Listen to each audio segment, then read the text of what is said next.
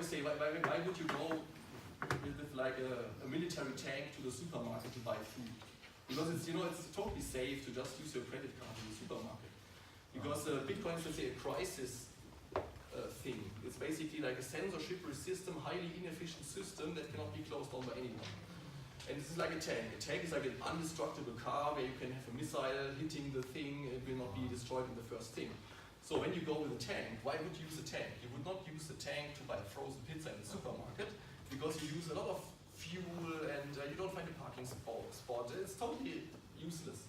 You use a tank when you say, I need to dig out my gold supply from Afghanistan, then you should maybe not use a normal car because I guess it's a crisis thing. And if you have seen the prehistory, why was Bitcoin invented? It was like to secure freedom of speech. It was to guarantee everybody that he can open a bank account without getting the permission from anyone. It's like that your assets cannot be frozen by anyone else. You want to keep full control. It's like a tool for censorship resistance. It's not a tool to say I want to pay for my coffee.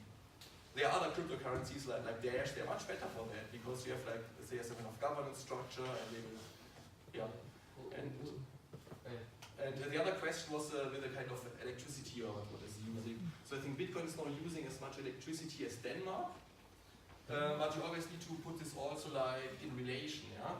So first of all, the biggest polluter is still the US government because just to make some Gulf War, when they burn down with the fighter jets to destroy the oil refinery, like there's like a huge, in comparison, like the Bitcoin network is nothing. And also you need, of course, to say what is Visa using, how much paper are you wasting for printing like strange papers with numbers on it. Yeah? So when you really put into relation, the Bitcoin network is still one of the greenest money which has ever been created.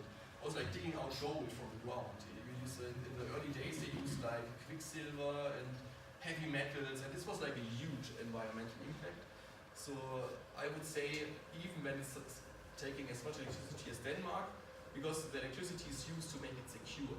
It's not used to just waste. And when you just use it in a green way, you use it to heat your own home, and you use it as, you know, like, or like you use water power. I don't think there's a big problem. And it's still the greenest money we know because all the other currencies also have a huge environmental impact.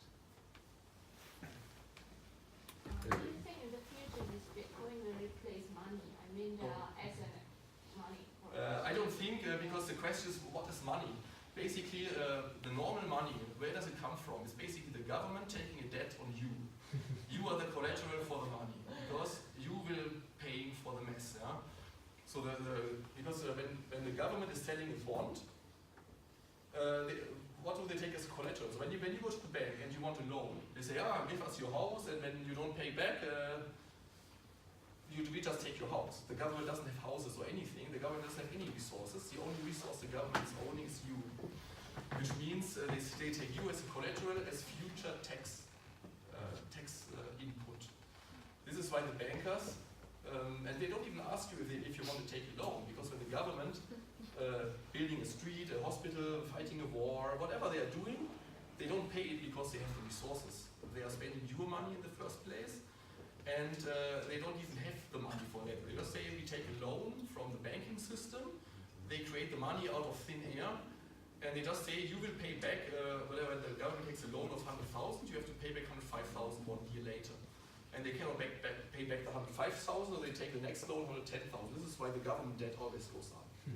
And this is basically the collateral for the government bond is like your ability to pay it back as a tax slave, whatever.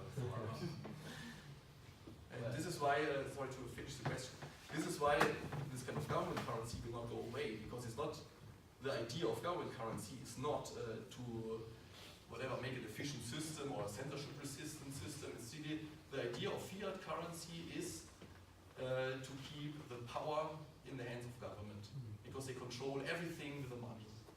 And this is why Bitcoin will not replace regular currency in any time, in my opinion. Prove me wrong. That's in the beginning you already mentioned about the interesting perspective and especially for the anarchy or something. But I think the government also had some concerns about the this kind of payment, especially when it comes to money because you say that it is anonymous, then we cannot trace the money. What is it? What's the purpose of it? So I think it's there is a money laundering exposure in the transaction of Bitcoin, and it's one of the issue for the government. So what do you think about the money laundering that would happen? And I would like to make sure again, is it really anonymous, or we can still government maybe can intervene to know which one of, because I think the blockchain also, the part of the blockchain can also have a feature that some people can have that access. Yeah, so first of all, of course, this is why I always call it pseudonymous, because of course the idea of the blockchain is not that you have a bank who has secretly a ledger. The idea is to really have it totally public. Everybody can confirm this guy sent money to this guy. Of course, you can hide, like with the cryptography, behind a certain address. And then the question of the money laundering. Of course, it's quite natural. Also, criminals will use a sophisticated system, because criminals are using beds, they're using bread, they're eating, they're sleeping, and they're using the internet. And so, if you want to avoid that criminals are using anything, you have to ban everything. That's simply how it is. And the second thing is, of course, money laundering. So I'm always a bit confused, what does the term even mean? Because the idea is you have basically like somebody's a criminal and he's using criminal money to finance something. So first of all, I mean, I'm now in the Bitcoin space since 2011.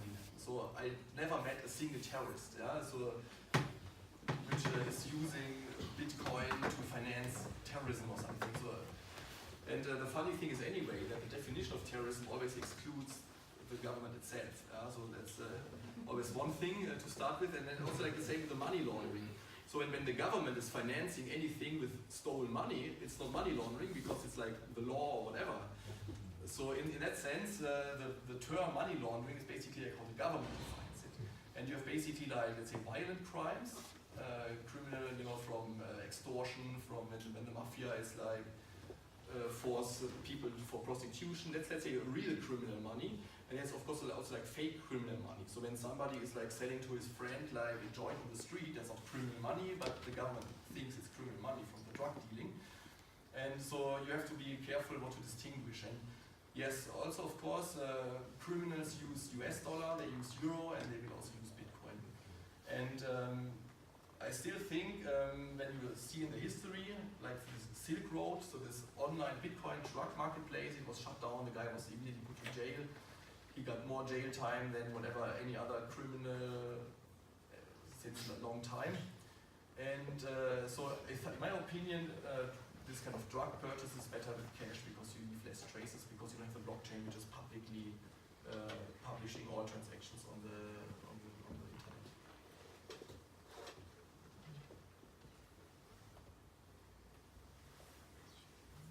Still replying to that question of this colleague of mine, I didn't understand. In the future, would we have a chance, for example, if a criminal is transferring some money to someone else, to track them down? Because it's totally anonymous, right? So if I'm transferring something still linked with what he said, so is there any chance to track this transaction? Yeah, so the transaction is totally public. So you can always see this guy sent money to this guy, but not with a person, but from the address. And normally, as soon as then the money gets to your bank account, because you know most of the criminals don't want to keep the bitcoins anyway; they want to sell it. And then this is why you have again, you know, so once you are selling it, you need to exchange it to regular currency, and this is where you get the payments. And otherwise, yeah, of course, in the end, when you go to the baker and somebody uses stolen money, the baker doesn't know that he's getting stolen money. And with Bitcoin, you can track this much better, because when you have a cash bill which was stolen from somebody's wallet, you don't know that it's stolen money. With Bitcoin, you can even color the coins which were coming from some kind of criminal action. So you can just say here, and because all the addresses, so when he sends the coins to next address, you can always, like, they keep the origin. And this is also why not all Bitcoins are equal. You have basically freshly mined Bitcoins, which are totally clean, they were never involved in any crimes. And then you have, for example, stolen coins from exchanges. And of course, the exchange owner who got the coins stolen, he will follow up what is happening with my coins. And then once the guy wants to sell them, he he will see, this guy is buying or is selling the coins for euro, dollar, whatever, and then you can catch the criminals. And in my opinion, it's much easier to hide crimes with cash than with Bitcoin. Can I ask 2 more questions? Yes, sure. First, the address. We can have many address, right? Unlimited, yeah. Actually, it is also part of the code. So, is it possible to have one person have, one address with 2 persons unexpectedly? Yeah, is it possible something happen like yes, that? you can, because you accidentally generate the address. Basically, like, you have to think like this. So you can generate, you just need a 256-bit number.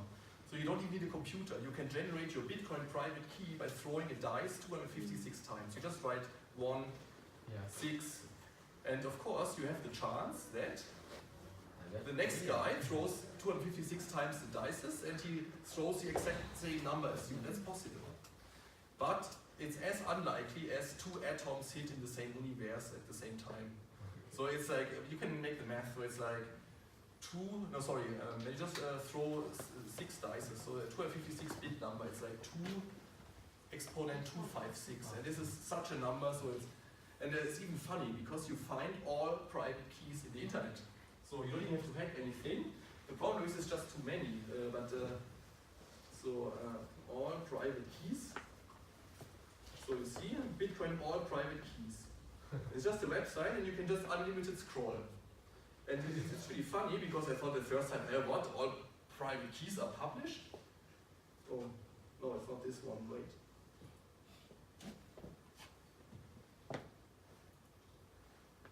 Is it this? But there's basically a list, and the problem is it's so many.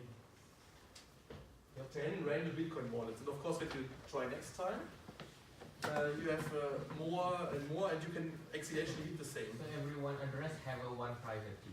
Yes, so you have basically like it's like a pair, it's like a key pair. You have basically this big number, and this big number you can make a private key and a public key. And they are connected, but in the way, like this hash function. So when you have the result, you cannot calculate back on the input, but just the other way around. So when you have the private key, you can easily get the public key, but not the other way around. And one more is about the other coin. I think there is also another coin besides Bitcoin, like other 10,000 coins. other coins. Yeah. What's the difference, and why should you promote more of Bitcoin? I mean, there's tons of other coins, and you can make a whole presentation about each of these coins. And the question is, what did they change in the other coins? First of all, the reason why I personally think Bitcoin is extremely smart is because it's very simple. You have just 4 very simple concepts that have proven to be safe. You have the peer-to-peer network. The peer-to-peer network has proven to be safe. You have this SHA-256 algorithm, which is proven to be collision resistant, whatever. So that's, if someone can hack this 256 SHA algorithm, he is a rich man, because not only for Bitcoin, but just for the whole. So you can basically then forget all encryption. And so this SHA-256 is like proven to be safe. And then you have this public-private key cryptography, which is also like basically everything in the cryptography world is based on this kind of thing. And so in that sense, you have, let's say, very simple concept. And so first, let's say 2014 came this kind of altcoin phase, where people said, the Bitcoin was the first try, but now we try something else. And they tried, let's not make the block time 10 minutes, but let's make it 5 minutes, because then the transactions will be faster. And they tried this for a bit, and then it turned out, when you have the block times too short, then whatever, you have a kind of whatever. So it has always like some negative impact from the practice, what was actually tested.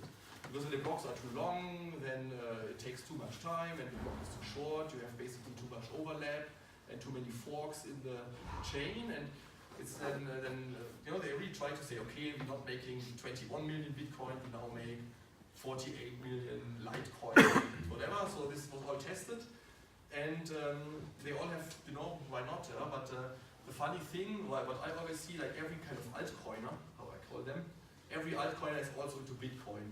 So when somebody says, hey, my Martin coin is much better than Bitcoin, but then he would also accept Bitcoin, because he knows, because why would he then make his altcoin? And the other way around, the regular Bitcoin guy doesn't care about the Martin coin, which I just created for myself to promote it.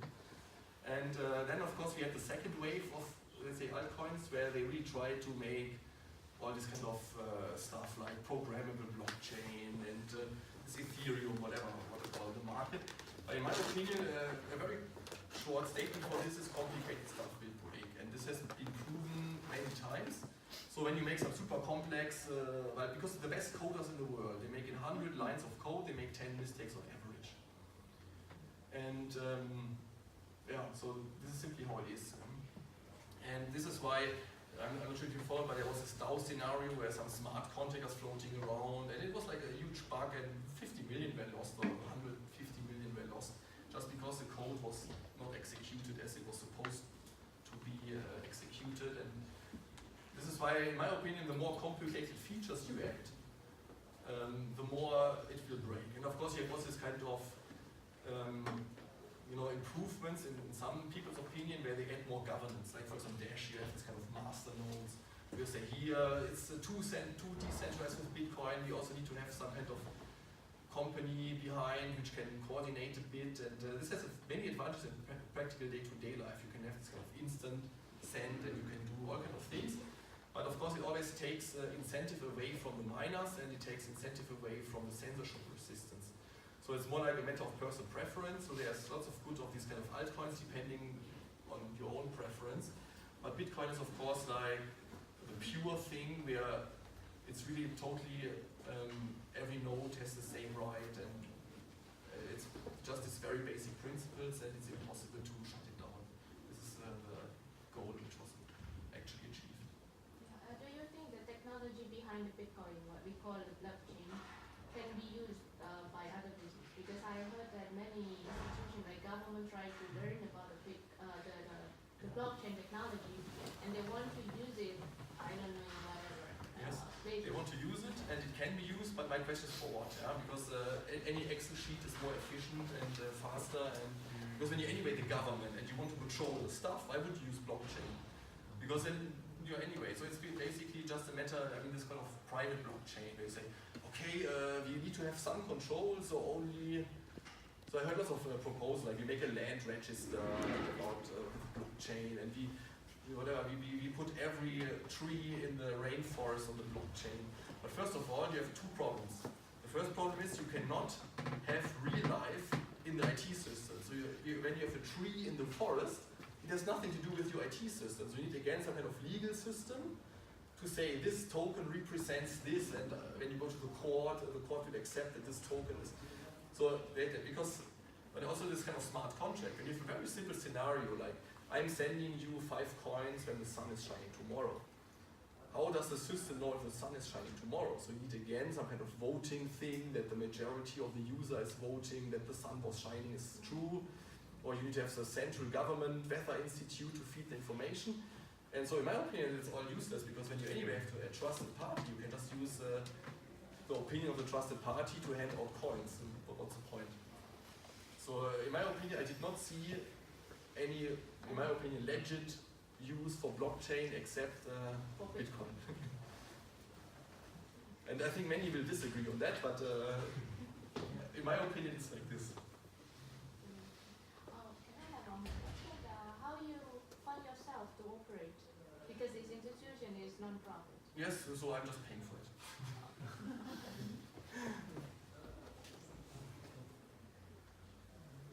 How do you determine the exchange rate between Swiss francs and the following Swiss francs and the 5,000. So everybody which you're trading with determines his own exchange rate, and I think, I don't know, so for example, our ATM is run by BT, and they have their own exchange rate of whatever. They take euro, Swiss franc, and then they add something, I don't know.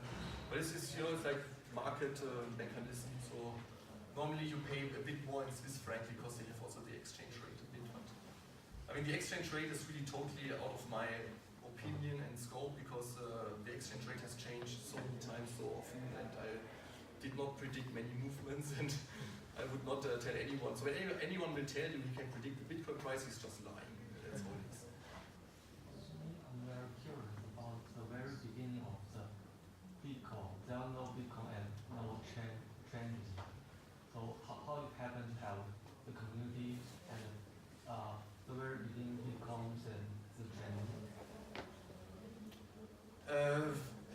good question. So Bitcoin started with this Genesis block. So it started with this white paper, and then some guy was making this kind of implementation. And they use as an initial seed also there's a kind of newspaper headline from the next day. So something which he could not predict, so he could not pre-mine the coin. So he said, okay, I will take tomorrow's headline of tomorrow's newspaper to put it into the first block as a seed, as an initial seed, because he could not predict the newspaper headline unless, I don't know, maybe it was some government official and he knew already about the newspaper, but it's very unlikely. And from this, basically you could just mine, and in the beginning the network speed was nothing, so you could just mine with your own CPU. And I remember the first Bitcoin client I downloaded, I think 2011, it still had this mining function where you could mine with your own computer. So nowadays, like mining Bitcoin at home is like looking for gold in the garden. It doesn't make any sense. You can find something, but you need to be very lucky. And like with your normal home computer, you need to mine 50 million years to find like a Bitcoin block. And of course, I mean, how did the word spread? I mean, it really, when I went to the Bitcoin meetups, in the beginning it was really like technological interested people, like nerds. They were discussing, which hashing algorithm is better? Is it like SHA-512? Is it better than SHA-1256? And how should we do the whole thing? And nowadays, when you go to the conferences, they just talk about money, which was at that time not the case. There's a Bitcoin talk forum where